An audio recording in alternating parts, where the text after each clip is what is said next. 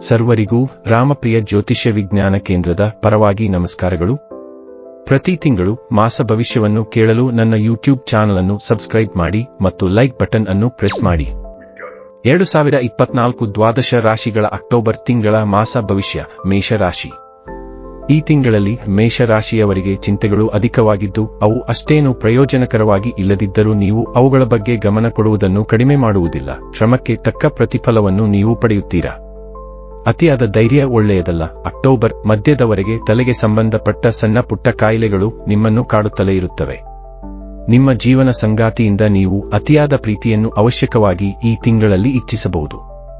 Operation ಅಥವಾ ಸಣ್ಣ ಪುಟ್ಟ ವೈದ್ಯಕೀಯ ಚಿಕಿತ್ಸೆಗಳಿಗೆ ಈ ತಿಂಗಳು ಚೆನ್ನಾಗಿದೆ. ವೃಷಭ ರಾಶಿ. ಈ ತಿಂಗಳಲ್ಲಿ ಕುಟುಂಬದಲ್ಲಿ ಸಣ್ಣ ಪುಟ್ಟ ಕಾಯಿಲೆಗಳು ನಿಮ್ಮನ್ನು ಸ್ವಲ್ಪ ಮನಸೋಲುವಂತೆ ಮಾಡಿದರೂ ಕೂಡ ಅಕ್ಟೋಬರ್ ಕೊನೆಯಲ್ಲಿ ಎಲ್ಲವೂ ಒಳ್ಳೆಯದಾಗುವ ಭರವಸೆಯನ್ನು ಇಡಬಹುದು. ವ್ಯಾಪಾರದಲ್ಲಿ ಸಣ್ಣ ಪುಟ್ಟ ಅಭಿವೃದ್ಧಿಗಳನ್ನು ನೀವು ಈ ತಿಂಗಳು ಕಾಣಬಹುದು. ನವರಾತ್ರಿ ಹಬ್ಬದಲ್ಲಿ ಅಥವಾ ದೇವಿ ಪೂಜೆಯಲ್ಲಿ ನಿಮ್ಮಷ್ಟಕ್ಕೆ ನೀವು ತೊಡಗಿಸಿಕೊಳ್ಳಲು ಇಚ್ಛೆ ಪಡುತ್ತೀರಾ. ಎಲ್ಲವೂ ಒಂದು ಸರಿಯಾದ ದಾರಿಯಲ್ಲಿದೆ ಎಂದು ತಿಳಿದುಕೊಳ್ಳುವ ಸಮಯದಲ್ಲಿ ತಮ್ಮ ಮಕ್ಕಳ ಮಾತಿನ ವರಸೆಯಿಂದ ಬೇಸರಗೊಳ್ಳುವಿರಿ. ಸಾಲಗಳು ಅಧಿಕವಾಗುವ ಮುಂಚೆ ಎಚ್ಚೆತ್ತುಕೊಂಡು ಅದರಂತೆ ಮುಂದಿನ ಕೆಲಸದ ಬಗ್ಗೆ ಗಮನ ಕೊಡುವುದು. ಮಿಥುನ ರಾಶಿ. ಅತಿಯಾದ ಕೋಪ ಮನುಷ್ಯನನ್ನು ಬುದ್ಧಿಹೀನನನ್ನಾಗಿ ಮಾಡುತ್ತದೆ ಎಂಬುದನ್ನು ನೀವು ಗಮನದಲ್ಲಿಟ್ಟುಕೊಳ್ಳುವುದು ಒಳ್ಳೆಯದು. ಕೆಲಸದಲ್ಲಿ ಆಗುತ್ತಿರುವ ತೊಂದರೆಗಳಿಗೆ ದುರ್ಗಾ ಮಾತೆಯ ಮಂತ್ರವನ್ನು ಪಠಣೆ ಮಾಡಿ ಕೆಲಸ ಮಾಡುವ ಜಾಗದಲ್ಲಿನ ತೊಂದರೆಗಳಿಂದ ಮುಕ್ತಿ ಪಡೆಯಿರಿ.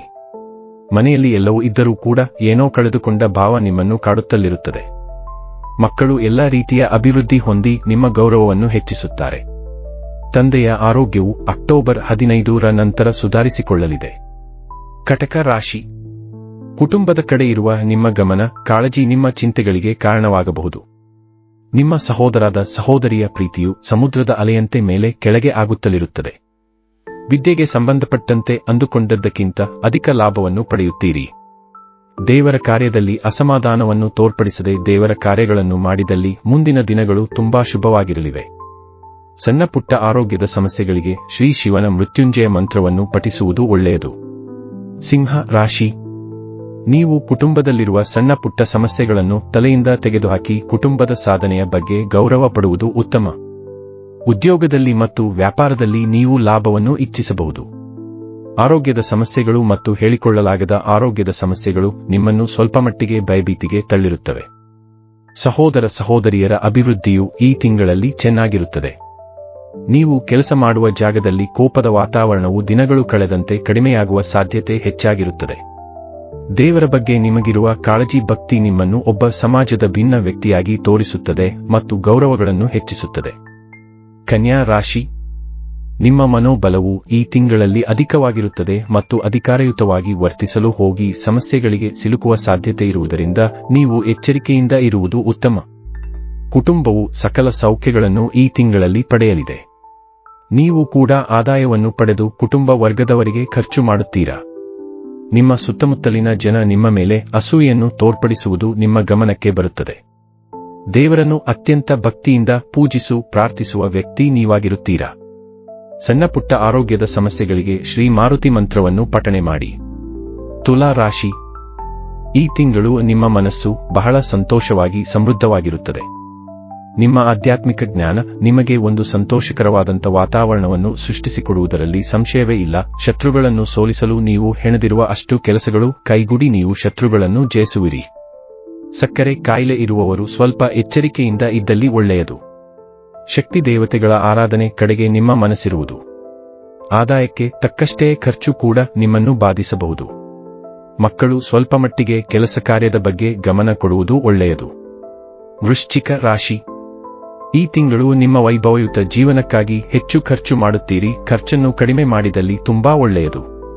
ವ್ಯಾಪಾರದಲ್ಲಿ ಅಧಿಕ ಲಾಭವನ್ನು ಪಡೆಯುತ್ತೀರಿ. ಆದರೂ ಕೂಡ ನಿಮ್ಮ ಮನಸ್ಸು ಲಾಭ ಪಡೆದೆನೆಂದು ಹೇಳಿಕೊಳ್ಳಲು ಬಿಡುವುದಿಲ್ಲ. ಅನೇಕ ಸಾಧು ಸಂತರು ಅಥವಾ ದೇವರ ಆರಾಧಕರು ನಿಮ್ಮ ಮೇಲೆ ಪ್ರಭಾವ ಬೀರುವ ಸಾಧ್ಯತೆ ಇದೆ. ಮನೆಯಲ್ಲಿ ಕೆಲಸ ಕಾರ್ಯಗಳು ಸ್ವಲ್ಪ ನಿಧಾನಗತಿಯಲ್ಲಿ ಚಲಿಸುತ್ತಿರುತ್ತವೆ. ಆದರೂ ಕೂಡ ಅವುಗಳು ಮುಗಿಯುವ ಸಮಯ ಹತ್ತಿರ ಬರುತ್ತಿರುತ್ತದೆ. ಮಕ್ಕಳ ವಿಚಾರವಾಗಿ ಅತ್ಯಂತ ಜಾಗರೂಕತೆಯಿಂದ ಇರುವುದು ತುಂಬಾ ಒಳ್ಳೆಯದು. ಗುಪ್ತ ರೋಗ ಸಮಸ್ಯೆಗಳು ಈ ಸಮಯದಲ್ಲಿ ಬಗೆಹರಿಯುವ ಸಾಧ್ಯತೆ ಅಧಿಕವಾಗಿರುತ್ತದೆ. ಧನಸ್ಸು ರಾಶಿ. ನಿಮ್ಮ ಮನಸ್ಸು ಯಾವಾಗಲೂ ಸಾಲ ಮತ್ತು ಶತ್ರುಗಳ ಬಗ್ಗೆ ಇರುತ್ತದೆ. ಅದು ನಿಮ್ಮ ಅಭಿವೃದ್ಧಿಯನ್ನು ಕುಂಠಿತಗೊಳಿಸುತ್ತಿರುತ್ತದೆ. ಆದ್ದರಿಂದ ಸಾಧ್ಯವಾದಷ್ಟು ಶಾಂತತೆಯಿಂದ ನಿಮ್ಮ ವೈಯಕ್ತಿಕ ಅಭಿವೃದ್ಧಿಯ ಬಗ್ಗೆ ಗಮನ ಕೊಡುವುದು ಒಳ್ಳೆಯದು. ಸ್ವಲ್ಪ ಕೋಪವನ್ನು ನಿಯಂತ್ರಿಸಿ ಸರಿಯಾದ ನಿರ್ಧಾರವನ್ನು ತೆಗೆದುಕೊಂಡಲ್ಲಿ ಲಾಭವು ನಿಮ್ಮನ್ನು ಹುಡುಕಿ ಬರುತ್ತದೆ. ಕೆಲಸದಲ್ಲಿ ನಿಮಗೆ ತಿಳಿಯದಂತೆ ಒಳ್ಳೆಯ ಅಭಿವೃದ್ಧಿಯನ್ನು ಪಡೆಯುತ್ತಾ ಹೆಜ್ಜೆಯನ್ನು ಇಟ್ಟಿರುತ್ತೀರಾ. ನಿಮ್ಮ ಮನೆಯಲ್ಲಿ ಸಣ್ಣ ಪುಟ್ಟ ಗೊಂದಲಗಳಿದ್ದರೂ ಕೂಡ ದುರ್ಗಾದೇವಿಯ ಪೂಜೆಯಿಂದ ಅದು ನಿರ್ವಿಘ್ನವಾಗಿ ನೆರವೇರುತ್ತದೆ. ನಿಮ್ಮ ಮಕ್ಕಳು ಆತುರ ಸ್ವಭಾವವನ್ನು ನಿಮ್ಮ ಮೇಲೆ ತೋರಿಸಬಹುದು. ಅದರ ಬಗ್ಗೆ ಹೆಚ್ಚು ಗಮನ ಕೊಡದೆ ಇರುವುದು ಉತ್ತಮ. ಮಕರ ರಾಶಿ. ಮಕ್ಕಳಿಗಾಗಿ ನೀವು ಮಾಡಿದ ಖರ್ಚುಗಳನ್ನು, ಅವರ ಅಭಿವೃದ್ಧಿಯನ್ನು ನೋಡುತ್ತಾ ಮರೆತು ಬಿಡುತ್ತೀರಿ.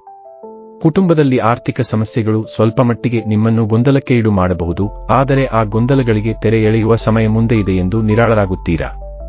ಹಿಂದೆ ಮುಂದೆ ಯೋಚಿಸದೆ ಮಾಡಿದ ಅಷ್ಟು ಕೆಲಸಗಳು ನಿಮಗೆ ಫಲಪ್ರದವಾಗುವುದಿಲ್ಲ. ಆದ್ದರಿಂದ ಸಮಾಧಾನವಾಗಿ ಕುಳಿತು ಯೋಚಿಸಿ ಮಾಡಿದ ಕೆಲಸಗಳು ಶುಭಕರವಾಗಿರುತ್ತದೆ. ಕೆಲಸದಲ್ಲಿ ಶುಭ ಸುದ್ದಿಯನ್ನು ಶೀಘ್ರವಾಗಿ ಕೇಳಲಿದ್ದೀರಿ. ಕುಂಭ ರಾಶಿ. ನೀವು ನಿಧಾನಗತಿಯಲ್ಲಿ ನಿಮ್ಮ ಕೆಲಸಗಳನ್ನು ಪೂರ್ಣಗೊಳಿಸಲು ಇದ್ದೀರಿ, ಆದರೆ ಇದು ಕೆಲವರಿಗೆ ಇಷ್ಟವಾಗುವುದಿಲ್ಲ. ಕುಟುಂಬದಲ್ಲಿ ಆರೋಗ್ಯ ಸಮಸ್ಯೆಗಳು ನಿಮ್ಮನ್ನು ಸ್ವಲ್ಪಮಟ್ಟಿಗೆ ಭಯಭೀತರನ್ನಾಗಿಸಿರುತ್ತದೆ. ಈ ತಿಂಗಳಲ್ಲಿ ಯಾವುದಾದರೂ ಹೊಸ ವಸ್ತುವನ್ನು ಅಥವಾ ವಾಹನವನ್ನು ಪಡೆಯುವ ಆಲೋಚನೆ ನಿಮ್ಮ ಮನಸ್ಸಿನಲ್ಲಿ ಮೂಡುತ್ತದೆ. ನಿಮ್ಮ ಮಕ್ಕಳ ಆರೋಗ್ಯ ಸ್ವಲ್ಪಮಟ್ಟಿಗೆ ಹದಗೆಡುವುದರಿಂದ ನೀವು ಗೊಂದಲಕ್ಕೆ ಈಡಾಗುತ್ತೀರಿ. ನವರಾತ್ರಿಯ ಪೂಜೆಗಳಲ್ಲಿ ನಿಮ್ಮನ್ನು ನೀವು ತೊಡಗಿಸಿಕೊಳ್ಳುವ ಬಗ್ಗೆ ಯೋಚಿಸುತ್ತಿರುವಾಗಲೇ ಅದಕ್ಕೆ ಅವಕಾಶಗಳು ನಿಮ್ಮ ಕೈ ಸೇರುತ್ತವೆ. ಕುಟುಂಬದ ಕಡೆಯಿಂದ ಸಣ್ಣ ಪ್ರಮಾಣದಲ್ಲಿ ಲಾಭವಿರುವ ಸಾಧ್ಯತೆ ಇರುತ್ತದೆ. ಮೀನ ರಾಶಿ. ಸ್ಥಿರ ಮನಸ್ಸಿನೊಂದಿಗೆ ಕೆಲಸ ಮಾಡಲು ಆಗದೆ ಗೊಂದಲದಲ್ಲಿ ಸಿಲುಕಿಕೊಂಡಿರುತ್ತೀರಾ. ಕುಟುಂಬದಲ್ಲಿ ಹಣಕಾಸು ಆಸ್ತಿ ಸಂಬಂಧಿತ ವಿಚಾರಗಳು ಚರ್ಚೆಗೆ ಬರುತ್ತಲಿರುತ್ತವೆ. ನಿಮ್ಮ ಧೈರ್ಯಕ್ಕೆ ನಿಮ್ಮ ಸಹೋದರನ ಕಾರಣನೆಂದು ಭಾವಿಸಿರುತ್ತೀರಿ. ಬೇರೆಯವರ ಅಭಿವೃದ್ಧಿ ನೋಡಿ ನೀವು ಕೂಡ ಅಭಿವೃದ್ಧಿ ಹೊಂದುವ ಎಲ್ಲ ಇಚ್ಛೆಗಳನ್ನು ಹೊಂದಿ ಅಭಿವೃದ್ಧಿಯ ಕಡೆ ಗಮನಹರಿಸುತ್ತೀರಿ.